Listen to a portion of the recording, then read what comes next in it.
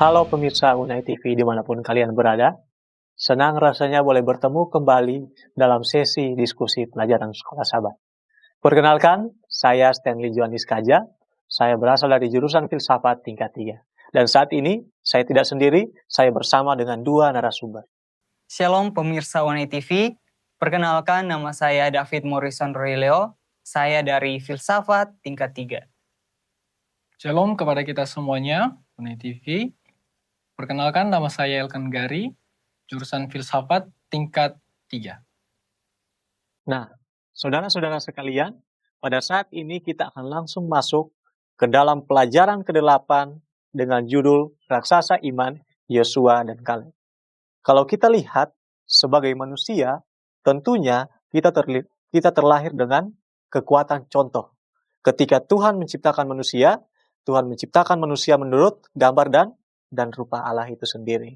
Nah, kalau kita lihat bagaimana siklus kehidupan manusia, ketika manusia dilahirkan, ketika dia bayi, seringkali ketika dia mempelajari hal-hal dasar, seperti berjalan, seperti berbicara, dia akan mengikuti orang yang mengasuh dia sendiri. Nah, begitu juga ketika kita sudah beranjak menjadi orang yang dewasa, tentunya dalam kehidupan kita, ada seseorang yang kita jadikan teladan dalam kehidupan kita. Nah, kalau kita lihat di dalam ayat inti, di dalam Ibrani 13 ayat 7, ingatlah akan pemimpin-pemimpin kamu yang telah menyampaikan firman Allah kepadamu. Perhatikanlah akhir hidup mereka dan contoh iman mereka. Jadi saudara-saudara sekalian, pada sepanjang minggu ini kita akan melihat lebih dalam tentang teladan pribadi dari dua raksasa iman dalam kitab Yosua, yaitu Yosua dan Kaleb. Kita akan langsung masuk saja dalam pelajaran hari Minggu dengan judul kesetiaan. Nah, narasumber saat ini dengan David Royleo, saya akan bertanya di pelajaran hari Minggu. Siapakah Kaleb dan apa arti namanya? Dan kalau kita lihat, apa yang membedakan Kaleb dengan para pengintai lainnya? Silakan. Baik, terima kasih Stanley yang telah menyampaikan pertanyaan untuk saya. Baik, kita akan masuk pelajaran kita pada pelajaran hari Minggu tentang kesetiaan. Dan pertanyaan yang pertama, siapa itu Kaleb? Nah, ketika kita baca di dalam Bilangan pasal yang ke-13 ayat 1 sampai 33, kita bisa melihat di situ bahwa Kaleb merupakan salah satu dari ke-12 pengintai yang disuruh Musa pada saat itu untuk mengintai ke tanah Kanaan. Dan arti nama Kaleb sendiri itu berasal dari kata Ibrani, yaitu Keleb, yang artinya anjing. Tetapi di sini kita bisa melihat, walaupun dalam konteks Alkitab, nama Kaleb ini atau kata ini bernuansa negatif, tetapi dalam konteks nama, Kaleb, arti ini melambangkan kesetiaan, keberanian, dan pengabdian seorang hamba kepada tuannya. Jadi hal ini dapat kita simpulkan bahwa hal ini mencerminkan karakter Kaleb yang setia dan berani dalam mengikuti Tuhan tanpa tergoyahkan. Nah, kalau begitu, apa yang membedakan Kaleb dengan ke-10 pengintai yang disuruh oleh Musa? Jadi, kita bisa melihat di sini ketika kita baca di dalam Bilangan 14 ayat 24, Kaleb mempunyai iman atau memiliki roh yang berbeda dengan ke-10 pengintai itu. Roh ini adalah roh iman dan juga keteguhan, bukan roh ketakutan daripada Kaleb. Dan 10 pengintai lain melihat bahwa raksasa di tanah Kanaan ini dan merasa mereka tidak mampu. Tetapi kita bisa melihat bagaimana Kaleb dia setia dengan janji-janji Tuhan dan dia percaya bahwa Tuhan akan membantu mereka. Dia percaya bahwa kuasa Tuhan lebih besar dari tantangan apapun. Jadi inilah yang membuat Kaleb dikenang dan ia menjadi teladan bagi orang yang hatinya sepenuhnya khusus kepada Tuhan. Jadi apa pelajaran yang bisa kita ambil dalam pelajaran hari Minggu ini? Jadi pelajaran yang bisa kita ambil pada pelajaran hari Minggu adalah kita bisa belajar dari bagaimana kesetiaan Kaleb. Kita tahu bahwa arti nama dari Kaleb yaitu kesetiaan dan juga keberanian. Kita bisa mengambil contoh itu menjadi pelajaran bagi kita. Kaleb berani menyatakan kebenaran meskipun pendapatnya berbeda dari mayoritas ke-10 pengintai itu, dan bahkan di sini mengatakan bahwa ini mengancam nyawanya. Dan kita bisa melihat juga bagaimana sifat atau karakter daripada Kaleb, yaitu ia tidak mengikuti arus. Dia tidak mengikuti ke-10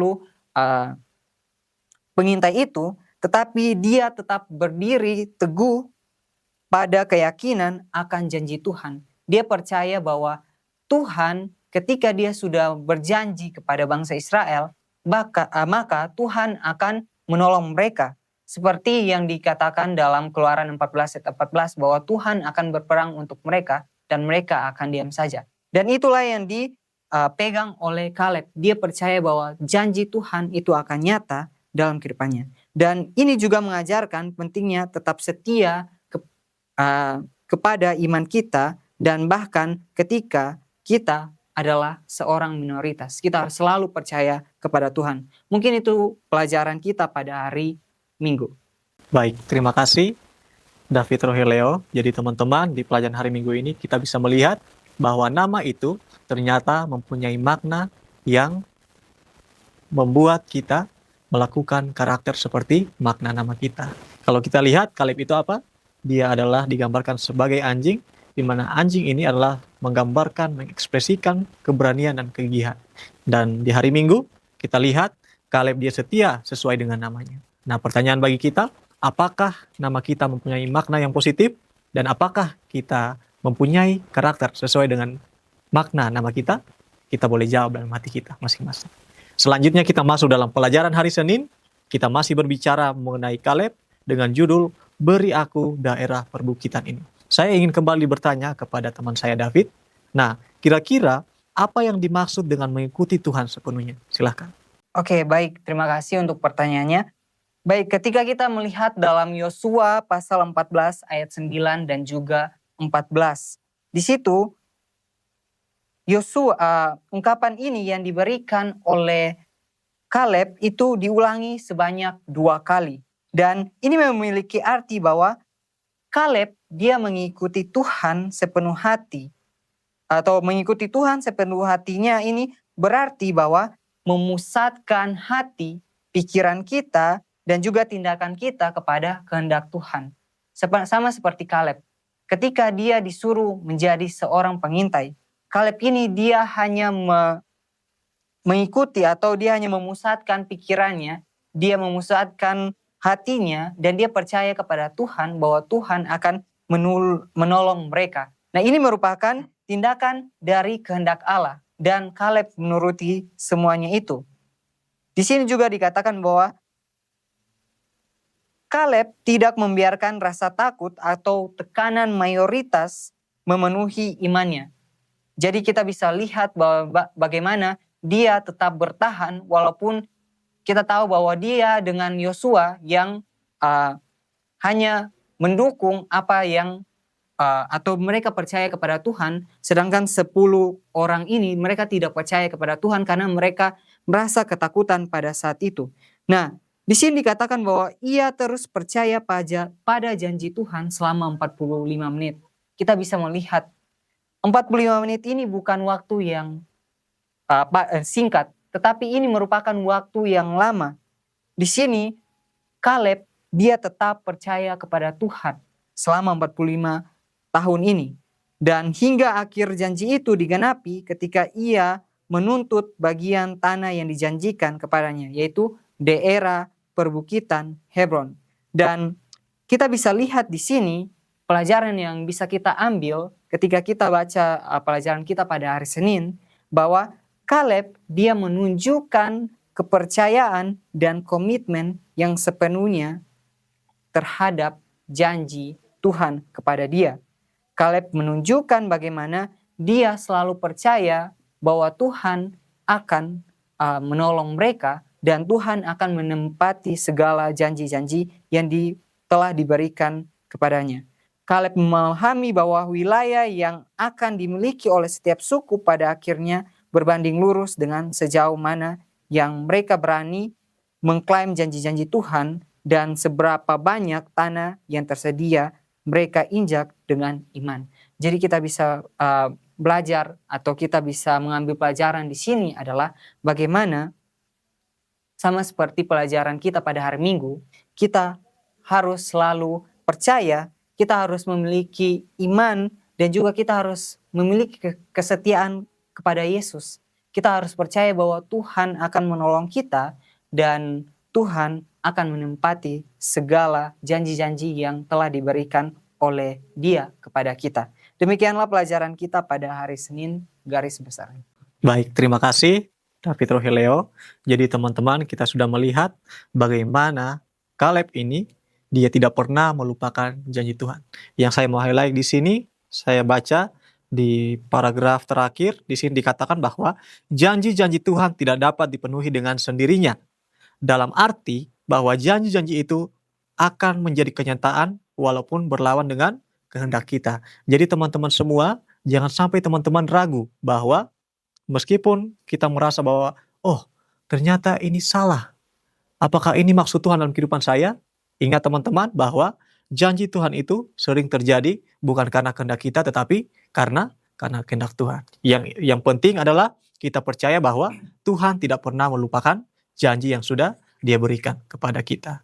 Kita akan beralih kepada narasumber kedua dengan teman saya Elkan Gari di pelajaran hari Selasa dengan judul Kekuatan Teladan. Nah, ada pertanyaan yang ingin saya tanyakan kepada Elkan Gari di pertanyaan di bawah daripada pelajaran hari Selasa. Di sini dikatakan bahwa meneruskan obor iman kepada generasi berikutnya sangat penting bagi pemenuhan misi yang telah dipercayakan Allah kepada kita. Pikiran tentang tantangan-tantangan dalam mewariskan iman kepada generasi berikutnya di satu sisi, dan tentang kesempatan-kesempatan bagi kaum muda untuk memikul tanggung jawab yang lebih besar dalam pekerjaan Tuhan di sisi lain. Nah, apakah yang dapat kita lakukan untuk memfasilitasi dan melatih kaum muda untuk menjadi pemimpin yang saleh, dan juga seberapa pentingkah keteladanan kita dalam proses ini? Silahkan, Elkan. Terima kasih saudara Stanley. Baik, jadi poin yang pertama adalah kita harus memberikan teladan. Jadi Kaleb pada saat itu, dia memberikan teladan kepada generasi berikutnya. Nah, jadi ketika si Kaleb ini mengalahkan tanah Hebron, yang di sana kita boleh baca dalam Alkitab bahwa lawan mereka adalah lawan yang sangat tangguh, raksasa. Tetapi walaupun dia badannya kecil, imannya ialah yang menjadi kekuatannya. Imannya yang besar, yang menjadi raksasa. Dan ini yang harus kita pelajari. Harus memiliki iman yang besar, teguh. Jadi kita harus memberikan teladan seperti Kaleb. Nah, Kaleb juga, dia belajar dari tokoh-tokoh Alkitab sebelumnya. Jadi Yosua dan Musa mewariskan iman itu, iman yang besar, iman yang tangguh kepada generasi berikutnya seperti Kaleb. Mereka memberikan contoh teladan bagaimana beriman kepada Yesus Kristus, kepada Allah, untuk menaklukkan bangsa Kanaan tersebut. Nah, jadi itulah sebabnya dalam ayat hafalan katanya, ingatlah akan pemimpin-pemimpin kamu yang telah menyampaikan firman Allah kepadamu. Perhatikanlah akhir hidup mereka dan contohlah iman mereka. Jadi Kaleb mencontohi iman daripada Yosua dan Musa. Nah, sekarang tugasnya adalah memberikan teladan kepada generasi berikutnya, yaitu generasi Otniel. Dia juga memberikan teladan bagaimana memiliki iman yang besar dan tangguh. Oke. Jadi poin kedua adalah memberi tanggung jawab dan memberikan mereka kepercayaan. Jadi si Kaleb menawarkan putrinya yaitu Aksa untuk dinikahkan dengan orang yang akan menaklukkan tanah Debir atau bangsa Debir, itu orang Kanaan juga. Jadi Othniel di sini dia mengalahkan bangsa daripada Debir ini, yaitu dengan belajar dari Kaleb sendiri. Jadi Kaleb memberikan mereka tanggung jawab dan kepercayaan, mendidik mereka supaya mereka boleh melatih dan supaya iman mereka itu boleh bertumbuh agar dalam melawan raksasa besar itu boleh mereka mendapatkan kemenangan.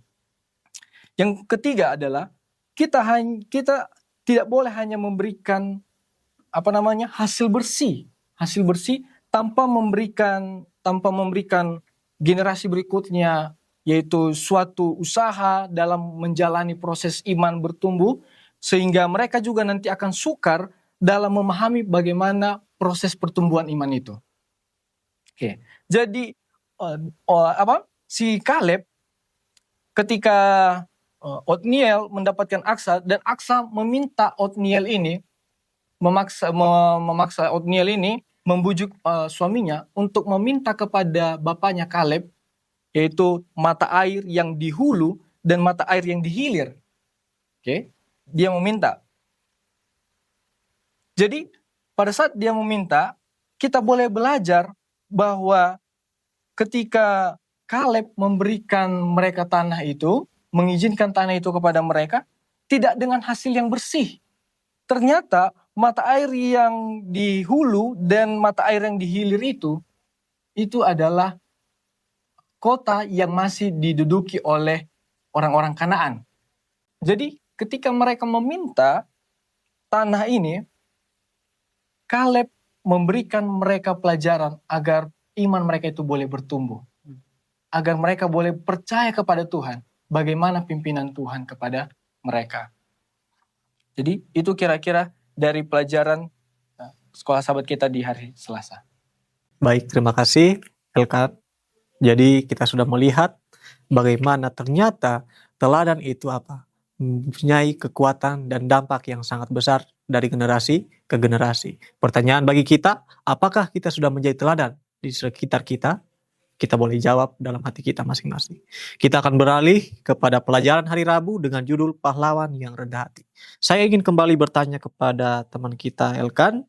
Nah, pertanyaannya adalah, pelajaran apakah yang dapat Anda ambil untuk diri sendiri mengenai sikap Yosua? Bagaimanakah Anda dapat menerapkannya pada diri Anda sekarang?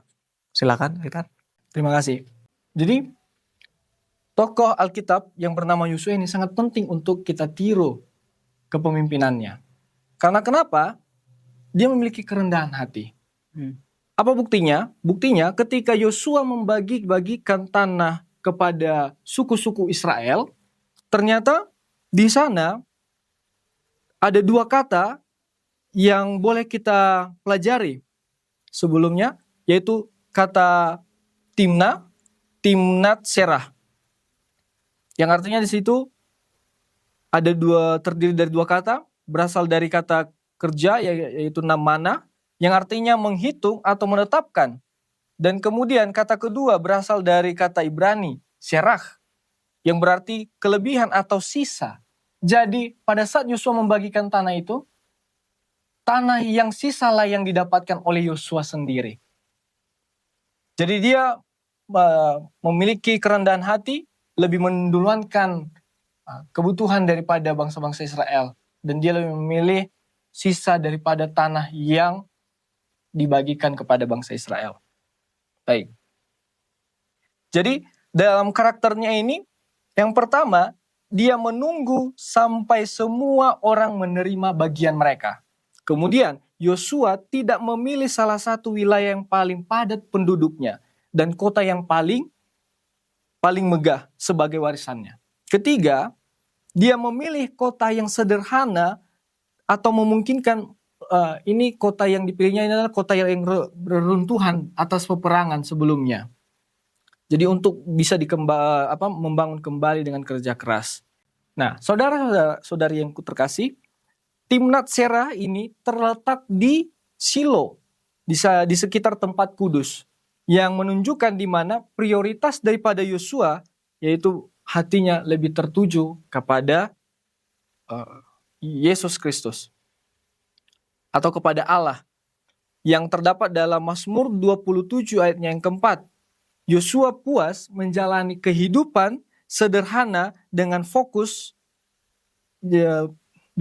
yaitu mewujudkan doa daripada Daud, yaitu satu hal yang kuminta dari Tuhan, itulah yang akan kuingini. Diam dalam rumah Tuhan seumur hidup, menyaksikan kemurahan Tuhan dan menikmati baiknya. Jadi demikianlah kira-kira pelajaran yang boleh kita dapatkan dari Yosua, yang artinya dia memiliki kerendahan hati sama seperti Yesus katanya, belajarlah padaku karena aku lemah lembut dan rendah hati. Karena setan boleh kalah dengan kerendahan hati. Karena setan tidak memiliki kerendahan hati, hanya Yesus yang memilikinya. Kita boleh mengalahkan setan dengan kerendahan hati. Demikian. Oke, terima kasih Elkan. Jadi luar biasa ya, kita melihat bagaimana Yosua sebagai pemimpin yang rendah hati, dia lebih mengutamakan bangsa-bangsanya daripada dirinya sendiri. Bayangkan, dia lebih apa? Dia lebih memilih bahwa bangsa-bangsa itu terlebih dahulu memilih mereka mau dapat bagian yang mana, baru dirinya lah yang dia pilih untuk tempat kediamannya. Jadi teman-teman semua, kita bisa perhatikan bagaimana sifat kerendahan hati itu perlu ada dalam diri kita masing-masing sebagai anak-anak Tuhan. Kita akan beralih ke pelajaran hari Kamis dengan judul diubah oleh kontemplasi. Jadi saya akan bertanya kembali ke saudara Elkan. Nah, dua proses apakah yang bekerja untuk tujuan yang saling bertentangan dalam hidup kita? Bagaimanakah kita dapat memastikan bahwa kita memberi ruang untuk yang benar? Silakan. Baik, terima kasih. Jadi dalam menjalani kehidupan kita ini, ada dua proses yang membentuk kita punya karakter dan kehidupan.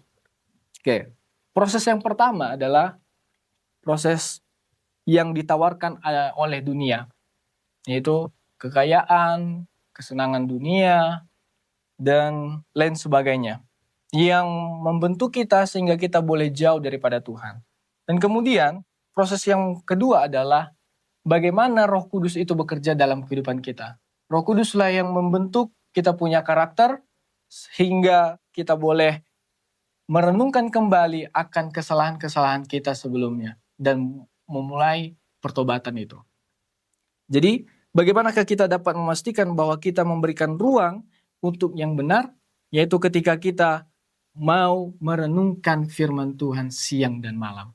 Agar Roh Kudus itu boleh bekerja di dalam hati kita harus merenungkan firman Tuhan itu siang dan malam. Jadi sama seperti teladan-teladan yang sudah kita bacakan tadi, yang sudah kita pelajari, bahwa mereka boleh menang dalam peperangan melawan kuasa jahat, yaitu dengan percaya kepada Tuhan, merenungkan firman-Nya, dan melakukan kehendak daripada Tuhan sendiri.